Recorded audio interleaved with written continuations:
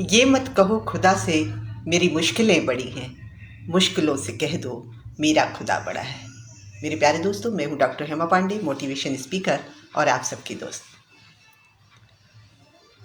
आज हम जिस हालात में हैं उसके जिम्मेदार हम स्वयं हैं।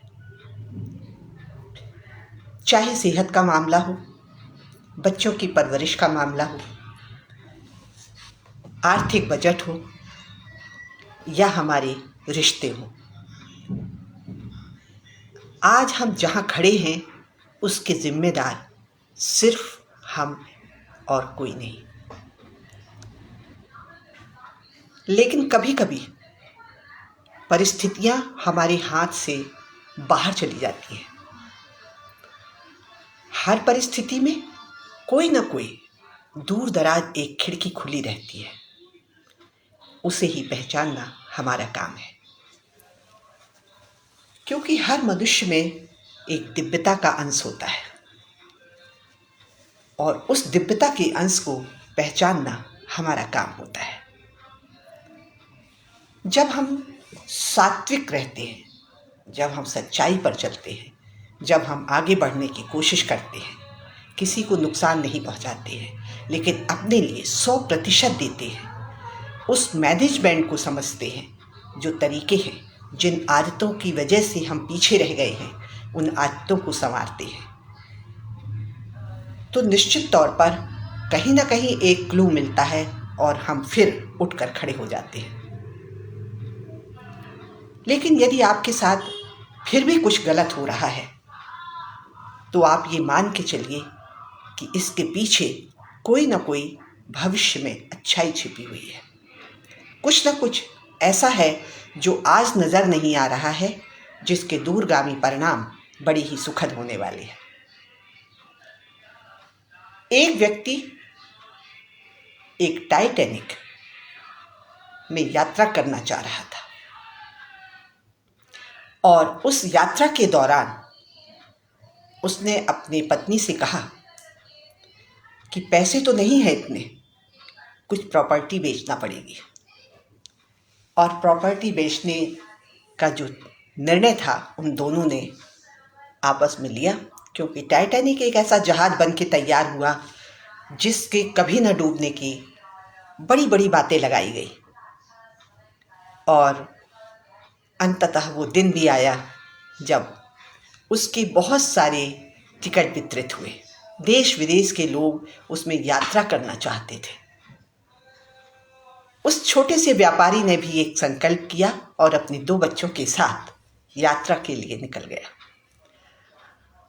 जिस दिन टाइटैनिक जाने वाला था, ठीक उसके 2 दिन पहले कुछ ऐसा हुआ,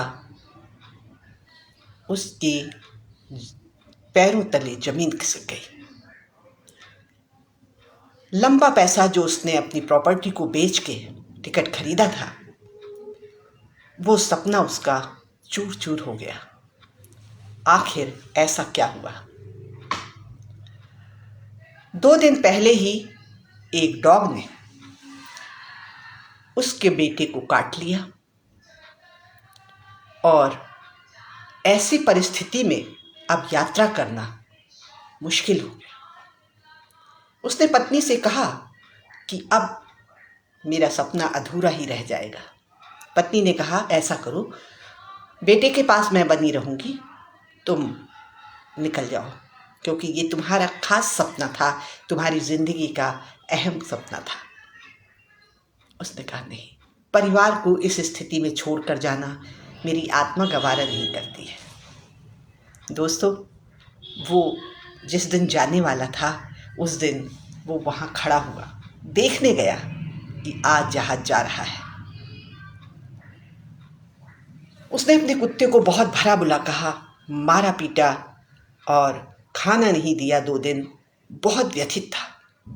लेकिन जिस दिन टाइटैनिक जा रहा था उस दिन वहीं पर खड़ा था, टाइटैनिक को जाते हुए देख रहा था। उसकी आंखों से आंसू निकल रहे थे। ऐसा लग रहा था जैसे सपना उसका बहुत दूर चला जा रहा था और अब उसकी जिंदगी में फिर कभी वो दिन नहीं आएगा। धीरे धीरे समय निकलता गया, लेकिन कुछ दिनों में ही टाइटैनिक एक बर्फ की सिल्ली से टकराया और डूब गया। कभी ना डूबने वाला जहाज एक मामूली से छेद की वजह से उसमें पानी भर गया और वो 2 हिस्सों में हो गया, समुद्र में समा गया। दोस्तों, उसने अपने डॉग को बेइंतहा प्यार किया। कभी कभी ऐसा लगता है कि हमारे साथ जो ईश्वर ने किया भगवान किसी के साथ ना करे, लेकिन भगवान वो करता है जो हमारे लिए अच्छा होता है। इसलिए छोटी मोटी समस्याओं से दोस्तों घबराना मत। निश्चित तौर पर उसके जो पीछे, पर्दे के पीछे है, जो आज आपको दिखाई नहीं दे रहा है, वो ईश्वर ने कुछ अच्छा ही सोच रखा है। बस अपने कर्मों पर ध्यान दीजिए। अगर आपकी नियति अच्छी है तो निश्चित तौर पर आपके साथ अच्छा ही होगा। आपने किसी का बुरा नहीं किया है तो कभी भी आपके साथ बुरा नहीं होगा, ये मान के चलिए। हमारी भारतीय संस्कृति, हमारी सभ्यता, हमारे वेद, हमारे पुराण, हमारे ग्रंथ, हमारे बुजुर्गों ने यही कहा है कि कभी किसी के लिए बुरा मत सोचें।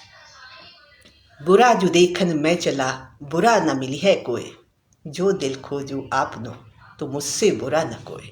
दोस्तों, अगर हम दूसरों में अच्छाई ढूंढेंगे तो सब अच्छे ही लगेंगे।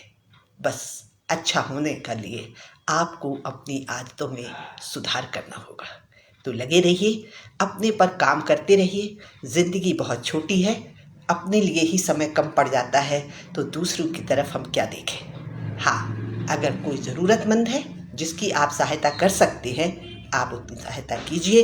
अगर आप नहीं कर सकते हैं तो अपने उन भाई बहनों पर हाथ जोड़ लीजिए और आगे बढ़ जाइए। आज इतना ही। जय हिंद, जय भारत, नमस्कार।